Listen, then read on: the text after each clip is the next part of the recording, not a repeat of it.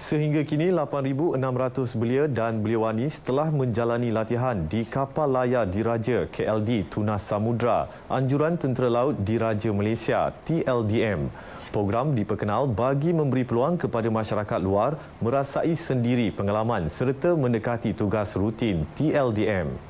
Panglima Armada Laksmana Madya Datuk Muhammad Roslan Muhammad Ramli berkata, sejak program KLD Tunas Samudra diperkenalkan, sambutan yang diterima masyarakat amat menggalakkan sekaligus membuktikan pengiktirafan masyarakat kepada TLDM dalam mengendalikan program pelayaran. Ia dilaksana hasil kerjasama antara Kementerian Pertahanan, Kementerian Pendidikan serta Kementerian Belia dan Sukan.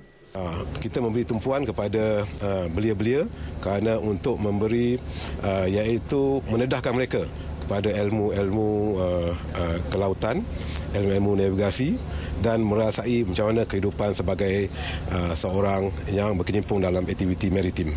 Beliau melakukan lawatan dan beramah mesra bersama media Perak dan pelatih TLDM yang menyertai program itu di Lumut Perak. Pelayaran selama 10 jam itu menyusuri perairan Pulau Pangkor dan Pulau Sembilan bersama KLD Tunas Samudra melibatkan jarak sekitar 50 batu nautika.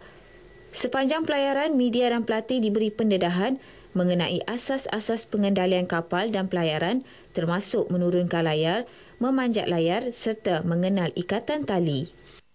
Dia satu program yang mencabar dan boleh menguji kekuatan minda, fizikal dan semua aspek. Dia sesuatu program yang patut belia untuk sertai.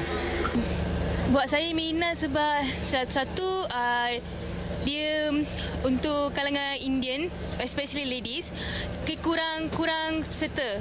So saya nak jadi satu salah contoh, bukan sahaja engineering dan doktor saja satu kerjaya, malah Navy pun boleh jadi satu kerjaya untuk kami juga.